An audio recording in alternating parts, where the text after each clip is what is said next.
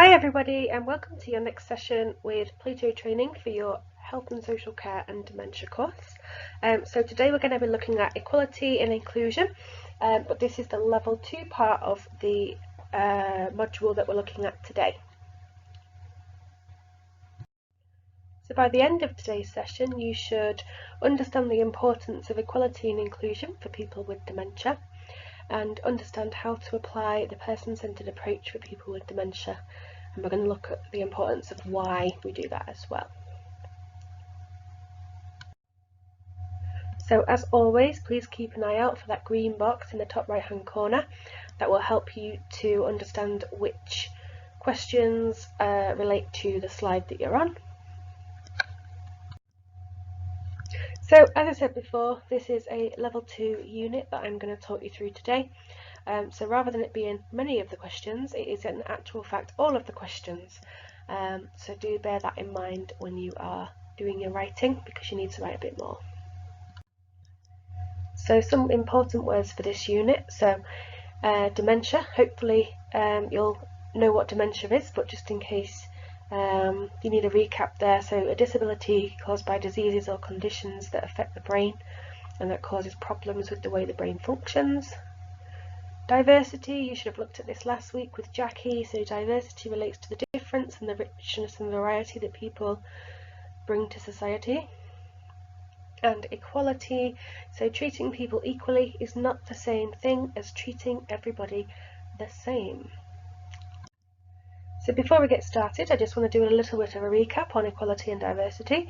So diversity is about the differences that people have. If we said all cars are silver, all cars are not silver, mine is blue, Jackie's is, oh, it's been a while since I've seen Jackie's car, I think it's green. She might have to correct me on that, but it's not silver anyway. I know it's not silver.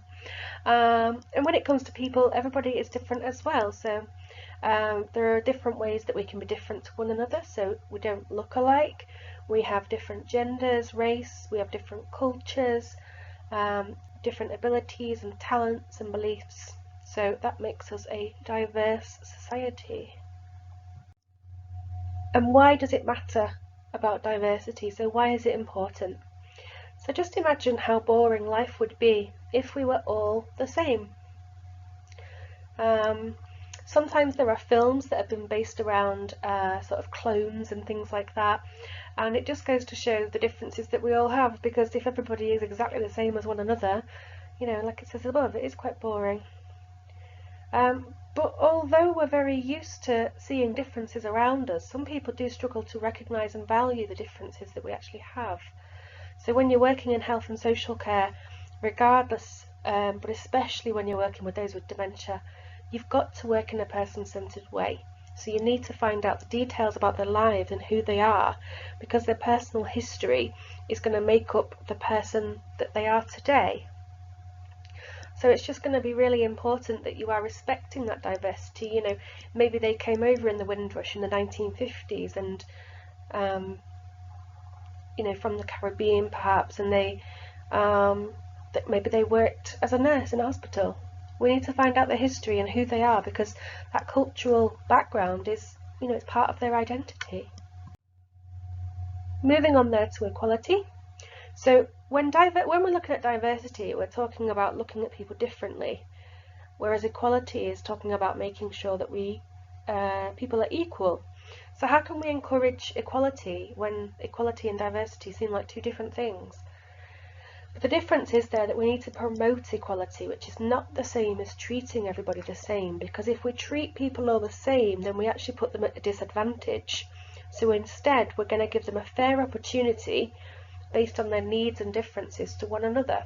So we're going to promote equality whilst respecting the differences or respecting their diversity.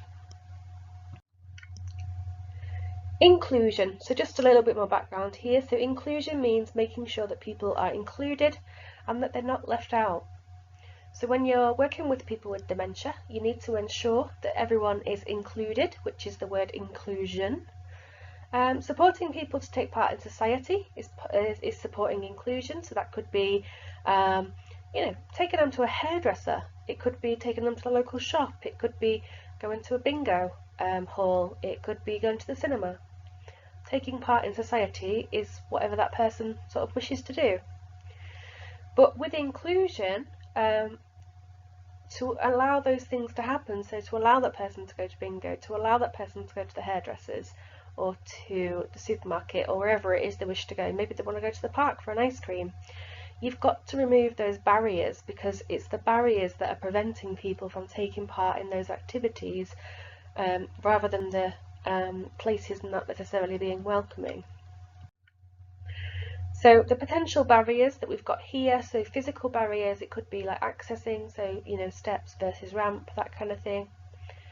Intellectual barriers, so if you asked a group of people with dementia who would like to come to the shop with me, first three hands, they might not be able to lift a hand up, they might not understand what that command meant any longer, so they've missed the opportunity there.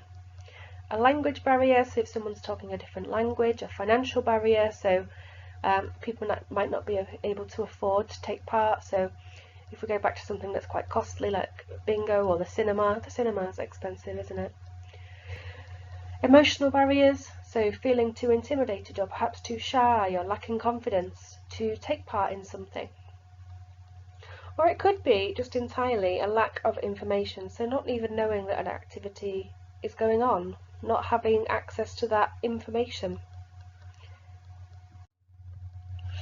So we're now looking at questions that relate to question 1. Slides, that relate to question 1.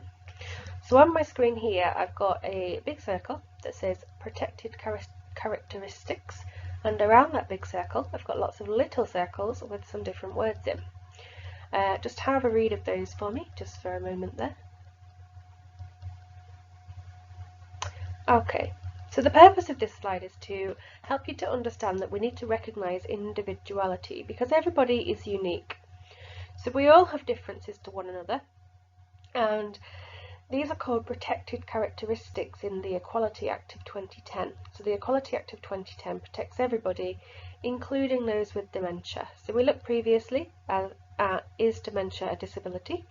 And we decided that yes, it should be classed as a disability because it allows people to have further access to help and support.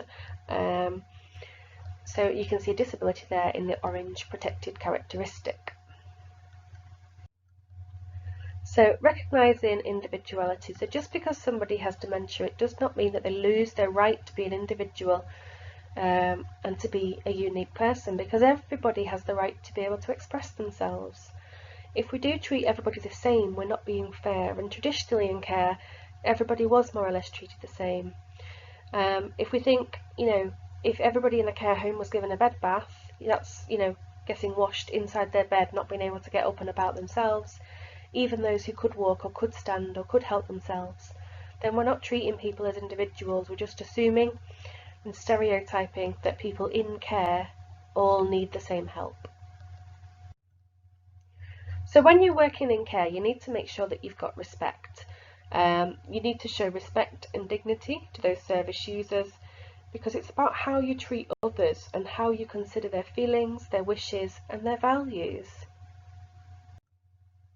I just used the word dignity there, so I'm just going to expand a little bit on the word dignity. So all people working in health and social care need to show respect and dignity to the service users.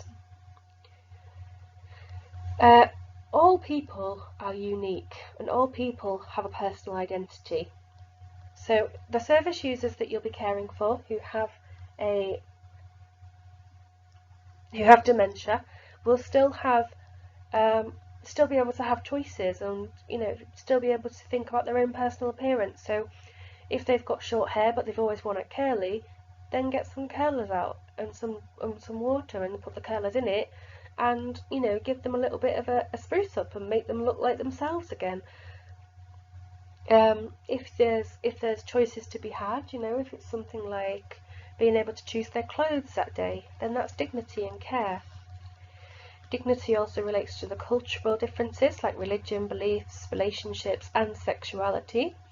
And it is easy to take away dignity and care and strip people of their uniqueness and sense of belonging. And that's really what we need to try and avoid. Anti-discrimination in care. So when we are thinking about anti-discrimination, you need to think about it in terms of a broader picture than just your sort of typical attitudes that we've looked at previously. So it could be differences such as sexuality and relationships. I worked in a care home where there were two people who'd been married for years, and they had separate bedrooms, but they were next door to one another, which was quite nice. And so the care home was respecting their relationship. Having these differences is the same as how they would like to have their cup of tea making. You know, we all have different preferences and needs. So discrimination in a care home could be not calling somebody by their preferred name, not allowing somebody to go to church or mosque, not allowing someone to choose their own clothes, not allowing a service user to provide their own care if they are capable of doing so. So if they're able to get themselves washed and dressed, and all they need is a bowl of water just bring into them so that they've got access to that without having to carry it, then let them do that. Not allowing a service user to have privacy in the toilet because you assume they will fall. So you can stand outside of the door. You know, if there is a risk assessment in place that says they are not at risk of falling, then there's no need for you to assume that they're going to have a fall. If, of course, you think the risk assessment needs changing, then you need to bring that up with your manager.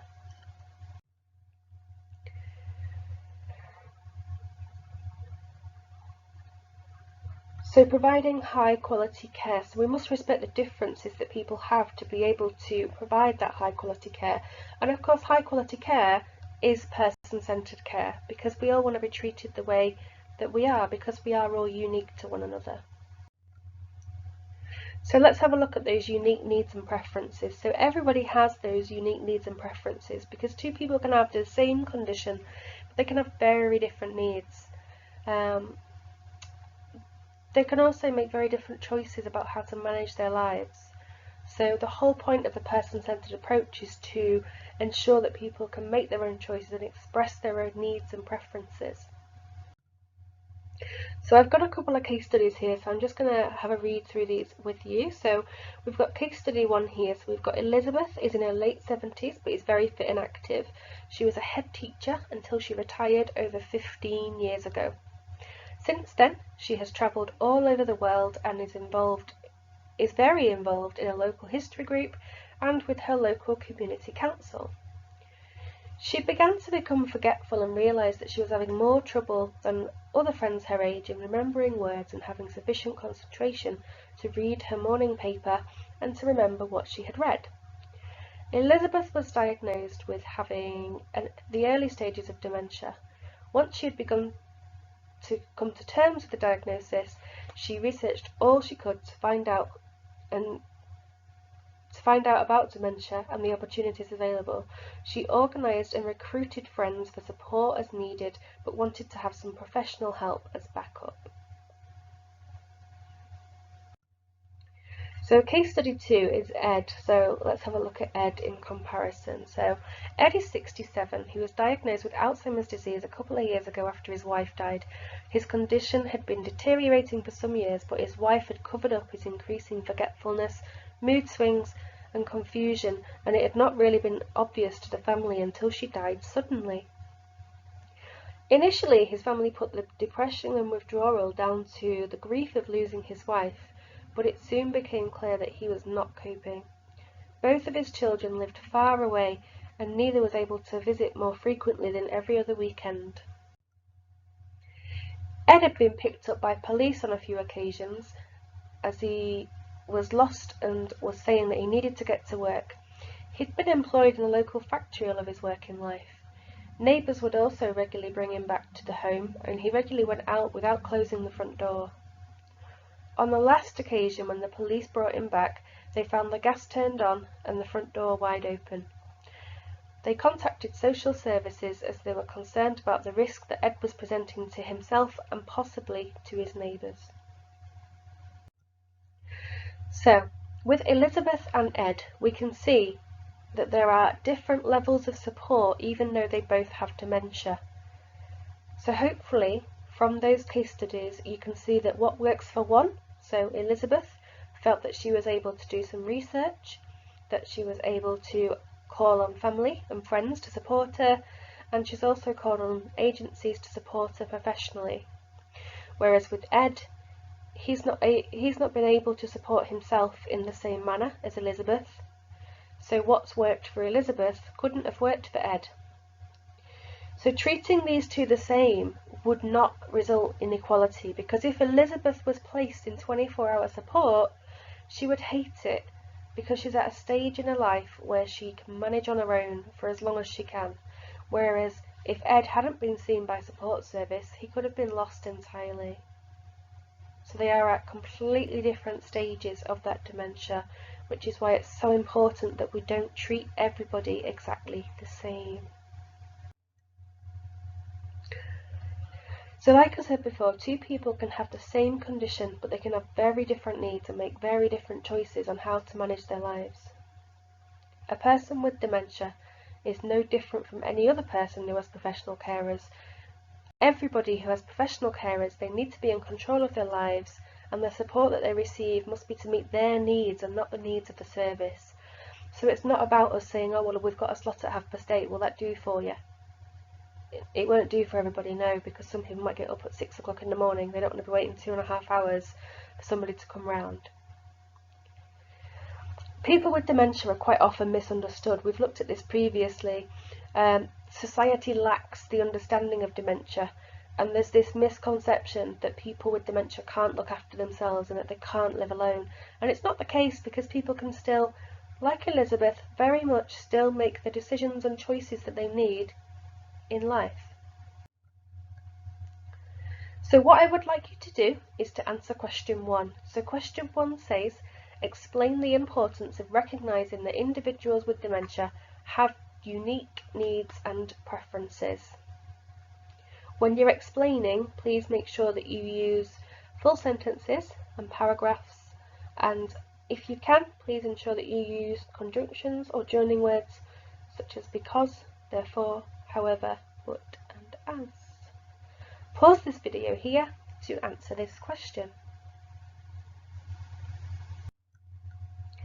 Okay, so let's have a look now at the work to go towards question 2. So question 2, this slide relates to local communities. So people with dementia need local communities to support them. This could be their friends, it could be their neighbours, or it could be local community groups. And this support helps people to retain their independence and stay in their homes for as long as possible. So the more of a support network that is around them,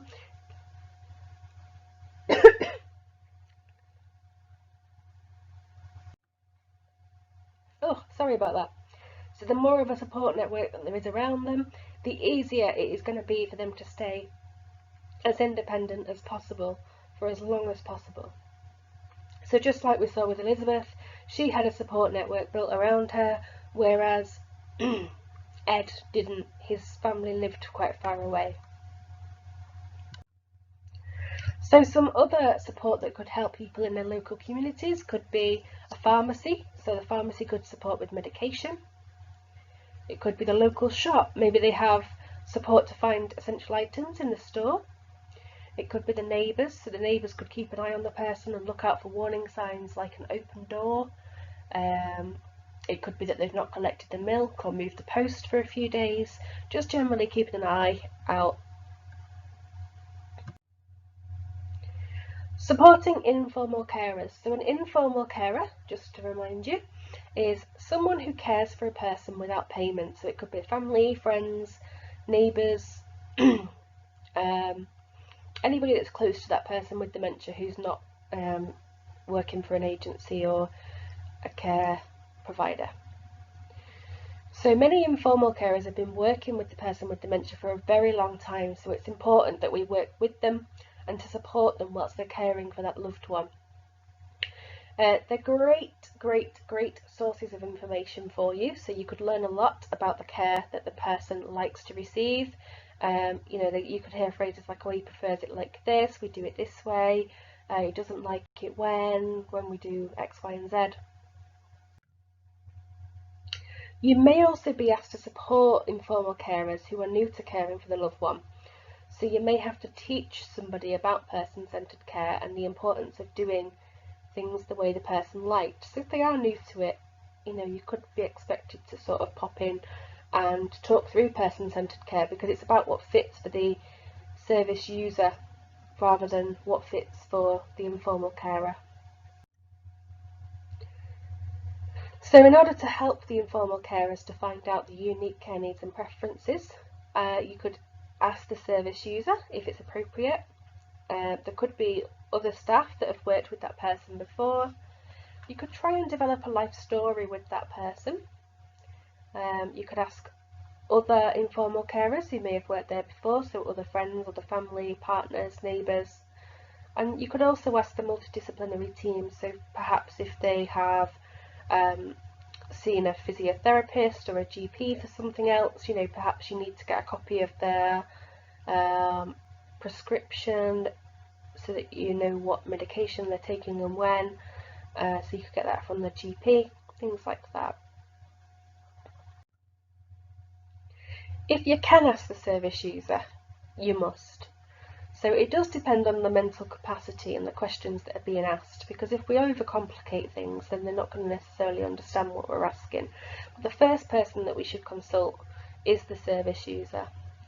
But if they're not able to provide that information, then you need to encourage the informal carer to still speak to that service user when they're providing care, because what you don't want to do is have them ignore them. So even if you are working in intensive care, in maybe a couple of years to come, maybe you get a job in intensive care where people are ventilated, you would still say, right, Mr. Spencer, I'm going to roll you over now.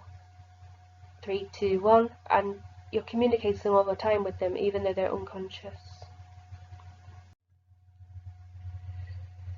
So when we're thinking about informal carers caring for people with dementia, you have to remember that it is a lonely job and it is very demanding.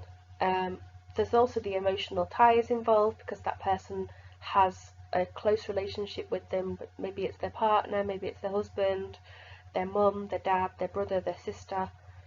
So it can be a huge relief to know about the community support that's available.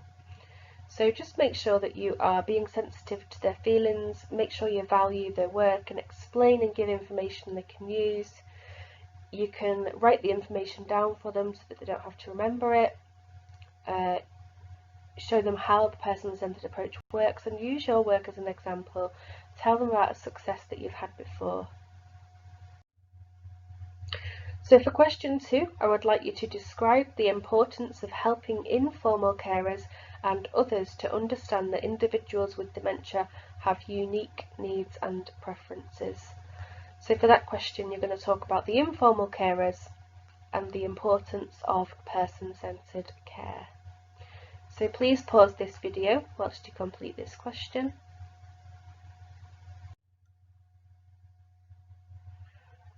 Okay.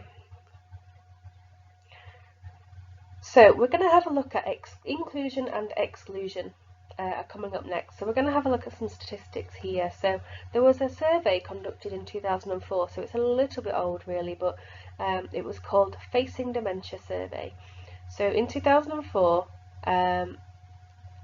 it stated that 70% of carers were unaware of the symptoms of dementia, that 64% of carers report being in denial about a relative having dementia, 58% of carers believe that symptoms of dementia are just a normal part of the ageing process, and 50% of the public, so people who don't work in care, believe that there is a stigma attached to dementia.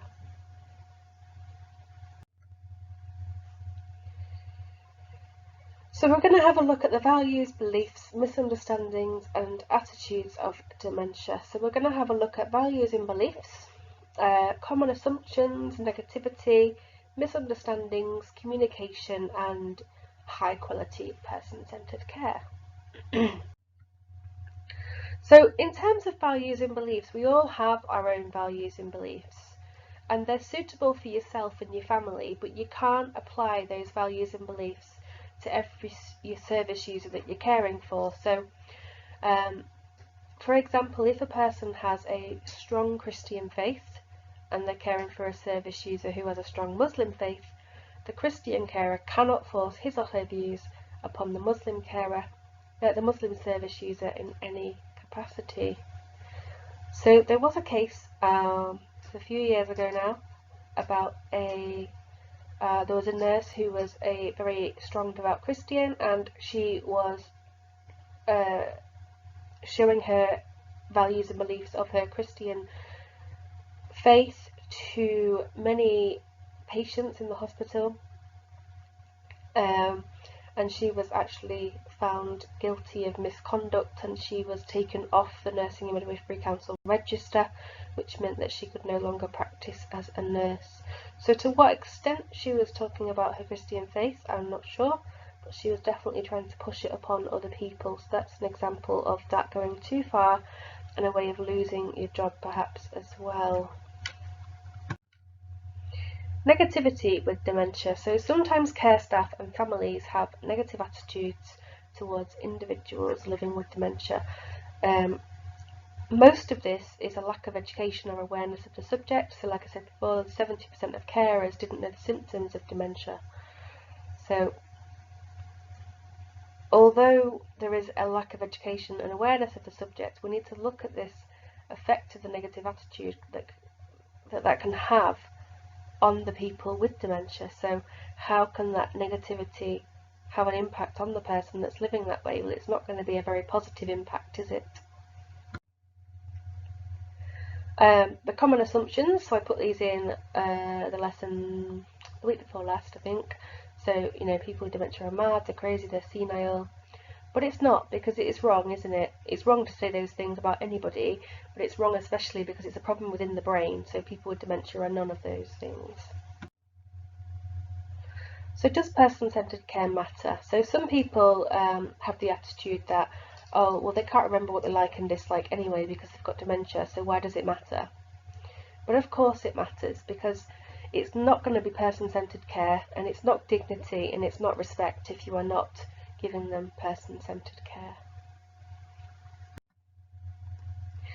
There are many misunderstandings of dementia as well. So many people believe that people cannot live in their own homes if they have dementia, but maintaining independence is very, very important. People with dementia may have more understanding than the carer realises, and they may be able to do some things themselves.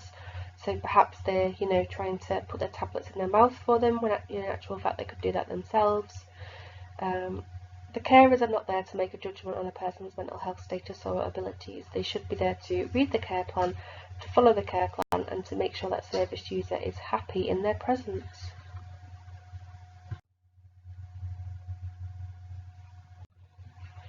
Communication in dementia.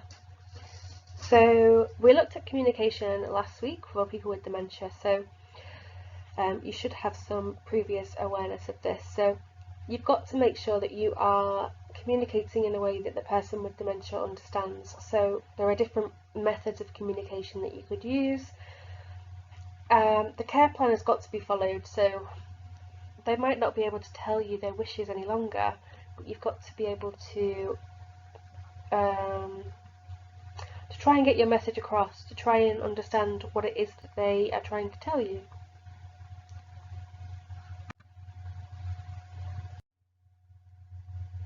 In the later stages, somebody with dementia, they might find it very difficult to speak at all. They may have forgotten all of the words by then.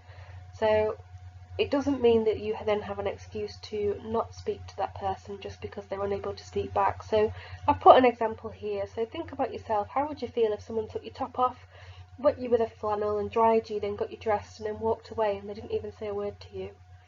It doesn't matter if they're not able to understand or to be able to reply to you. This is about respect and dignity in care.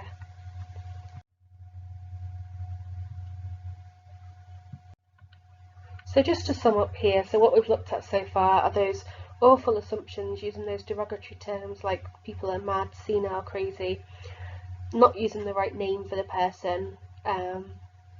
We've looked at the misunderstanding that just because people don't know who they are anymore themselves, that you shouldn't work in a person-centred way. This is absolutely wrong. You should always follow the care plan. And that some people won't communicate when they're providing care because they won't necessarily understand or listen to you or be able to report back. But you should always communicate when you are giving care. A couple of different spins on this. So we've got some different cultural attitudes. So firstly, we've got a Western culture attitude. In Western cultures, we don't generally value the older age, and instead we focus on people who are elderly needing assistance and not being a valuable contribution to society. So there's little respect for the elderly in Western culture. So even when people are caring for older people, they can be patronising and assume that they can't do things and maybe speak to them like a child. They might even address them by their first name, whereas they've always been called Mr. Smith, for example. They're not had permission to do that. Or they might go up to them and like stroke their hand and things, like you would a child who's asking for comfort, and it's patronising. Whereas in contrast, in Eastern cultures, or some Eastern cultures at least, old age is seen very differently, and older people are valued for their wisdom. So they're seen as important figures, not only in their families, but also in wider society.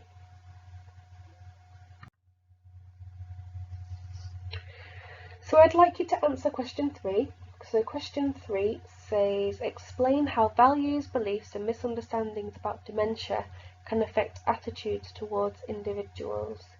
So again, when you're explaining at level 2, please make sure that you are writing in your full sentences and pause this video here to answer this question.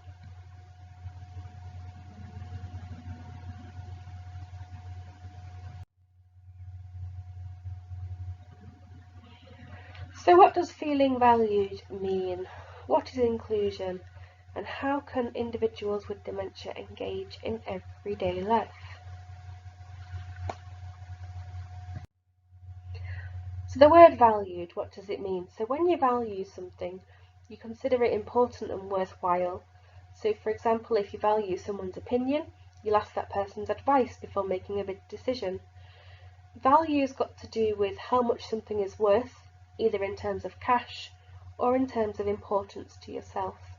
So when a person feels valued, they might feel important, they might feel listened to, and they might feel worthy. When you're involving individuals in their care planning, you should always use a person-centred approach to support them and give them dignity. So you need to take into account their individuality. So this could be their routine, their clothing, their choice of food, their religion, their hairstyle, their likes, their dislikes, and their choice whether to participate or not in activities. So inclusion, what does this mean? So the aim of inclusion is to embrace all people irrespective of race, gender, disability, medical or other need.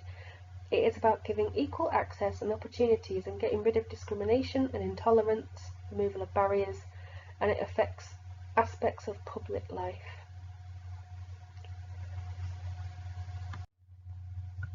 So how can we promote inclusion in health and social care? So we can use the preferred method of communication.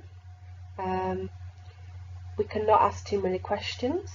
We can ensure that you're familiar with the life story. We can encourage them to participate in social activities. And we can encourage exercise outside for fresh air and for fitness. If people do feel valued and included, they might feel happy, they might feel respected, they might feel able to express themselves more, and they might feel like the care staff have read their biographies and got to know them, so they might feel that they've kept part of their identity that they may have otherwise lost. So valuing individuals is a key part of the person-centred approach. Bradford University designed a framework called VIPS. This is to help you to remember how to value and include people with dementia. So VIPS is a acronym, so we've got VIPS there, so V for valuing, I for individualised, P for perspective, and S for supportive. So when we look at valuing, we're looking at unconditional valuing of the person, the carers, and the professional staff. So we're looking at valuing everybody that's involved. Individualised is looking at the unique individual. Perspective is seeing the world from their viewpoint. And being supportive is making sure the environment is positive and supports their well-being. So it's easy to forget factors that may make people with dementia feel that they don't belong. So it could be just a simple thing like people talking too quickly so they can't process that information quick enough. It could be the person is asking too many questions at once. Information might be communicated in a format or style they don't understand, so perhaps they're being asked to read something but the words are just not making sense to them anymore. It could be that they're in a situation where there's lots of people they don't know, or they might be in a strange place. So for question 4, I would like you to describe how a person with dementia feels valued and able to be included and able to engage in daily life. So when you're describing, you need to paint a picture with words. So we're looking for 3 paragraphs of about 3 sentences each. So pause this video here to answer this question. Okay, so exclusion now. So I said that we were going to move on to exclusion, although I did say that a little bit too early. So exclusion is defined as the act of not allowing someone or something to take part in an activity or to enter a place. So in health and social care, a person could be excluded if they are told they can't partake in their care planning, if they can't help themselves in personal care, if they can't take part in an activity, if they can't celebrate their religion, or if they're not allowed to go outside. So discrimination is a result of behaviour that excludes or fails to include people. It can happen because of thoughtlessness or lack of care, but the basic cause comes from thinking in stereotypes. So stereotypes are what we do when we make assumptions that people in one particular group are all the same, because it's a very easy way to see the world. So some typical stereotypes could be all people over 65 are frail and need a walking stick. All families have a mum, a dad and 2 children. There are some stereotypes that have been reinforced by the media, like on TV programmes, etc. as well. So it could be like a TV programme having a young black character to play a criminal, hence the BLM or Black Lives Matter movement at the moment.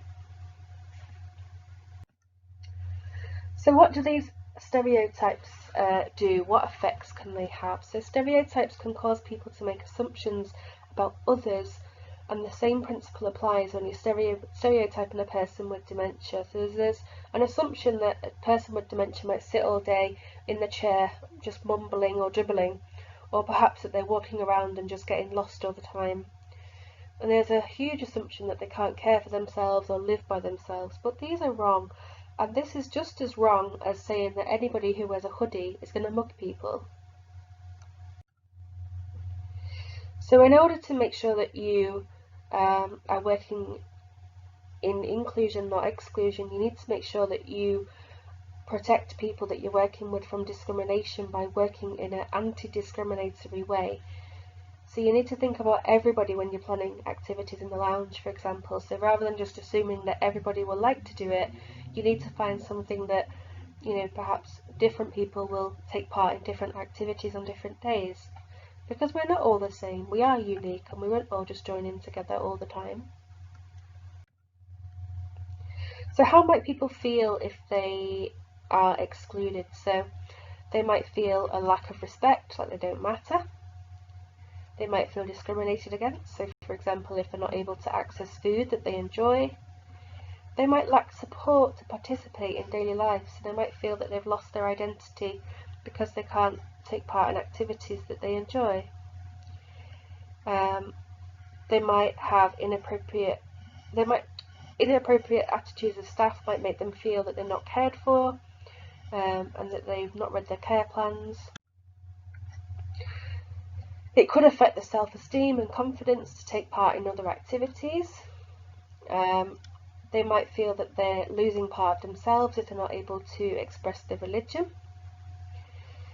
It might be assumed that they can't communicate because the wrong method of communication is being used because their care plan hasn't been read.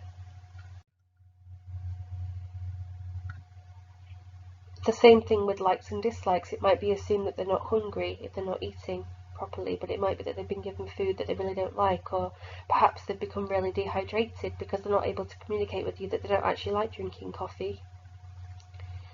If there's no involvement of the family, the partner or their friends, they might lose that sense of identity, because if they're not able to express who they are themselves in their care planning, they're going to lose that sense of self that they once had. So I'd like you to answer question 5 now, which is describe how individuals with dementia may feel excluded. So remember, you need to write lots at level 2, so we're looking for you're painting a picture with words, about 3 paragraphs or about 3 sentences each, so please make sure that they flow nicely. So pause this video here whilst you do that. Okay, so question 6 is your last question. So let's have a look at the importance of inclusion. So inclusion is positive for individuals with dementia. It allows them to be themselves, so it allows them to have a strong sense of self-confidence, self-esteem, and it has positive effects on their mental health as well. So social care traditionally, in previous days, it would be a case of we would do things to people from the service that you're providing without really considering who that person is. It was just a case of, right, we'll do that, that and that because that'll work for that person, without asking them any questions. Whereas now we understand that people can still be in control of their lives, and that if you put some support in place but give them some control and support and options to that care, then it works much smoother and it helps to maintain independence for longer. So all individuals should be in control of the care, but obviously this is going to vary on the severity and stage of the dementia. But if you think back to the communication unit that you did with Jackie last week, there are different ways that you can communicate. So although it might not be as easy as asking some questions and writing out a life story, you could, for example, use picture cards to find out some different choices. So although you won't be able to ask an open question any longer, you should be able to offer perhaps 2 choices on 2 different picture cards. For example, you know, what they'd like to eat or something.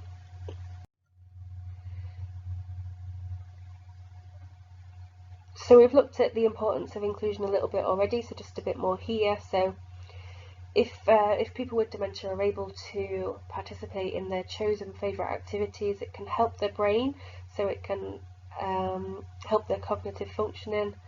It gives people with dementia a higher quality experience of their care, and it promotes their rights. So we're going to have a look at the laws. You don't have to fully understand the laws, it's more just to show that you've got an awareness of how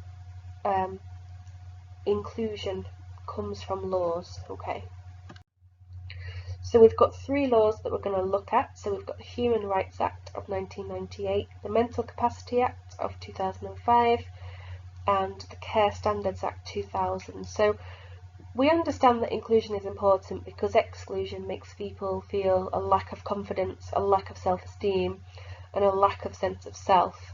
But in actual fact, if we're not promoting inclusion, if we are excluding people, then we are breaking the laws that protect people against discrimination. So like I say, we're just going to have a look at some of these laws in a bit more detail. So the Human Rights Act of 1998, it gives us the right to life, the freedom from torture or inhumane or degrading treatment, the right to liberty and security, respect for your private and family life, freedom of thoughts and beliefs, and freedom of expression. The Mental Capacity Act 2005 is a law that protects vulnerable people over the age of 16 around decision making. So it says that every adult, whatever their disability, has the right to make their own decisions wherever possible. People should always support a person to make their own decisions if they can. This might mean giving them information in a format that they can understand, so it could be easy read information for somebody with dementia, or it could be explaining something in a different way. But there are some decisions that are too big or too complicated for a person to make, and even with the most appropriate information and support, they might need somebody to help them to think about that decision with their best interests at heart. The Care Standards Act 2000. So you may have heard of the Care Quality Commission, or the CQC. They inspect all care homes across the country.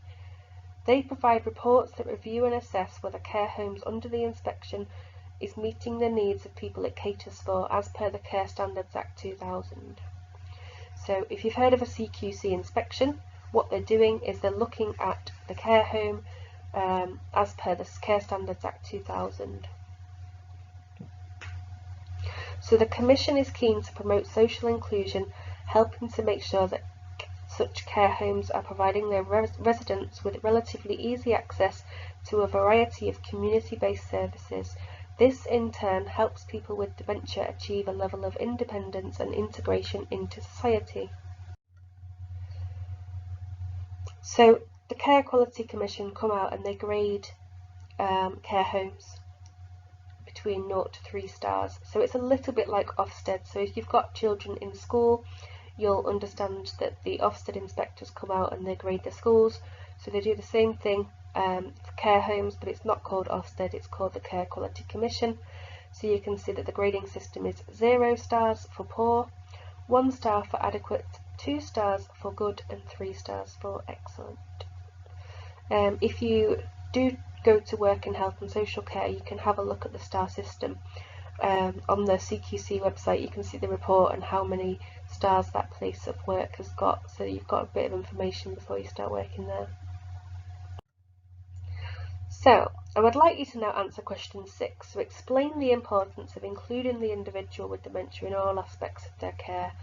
So just in relation to what I was talking about there with the laws, you don't have to tell me about the laws, you just have to understand that the importance of including that individual is underpinned or comes from the laws, because the laws protect the individual with dementia. So you can complete that question now. And that brings you to the end of today's lesson. So you should now understand the importance of equality and inclusion for people with dementia, and you should now understand how to apply the person-centered approach and why we should when working with people with dementia. Thank you for watching.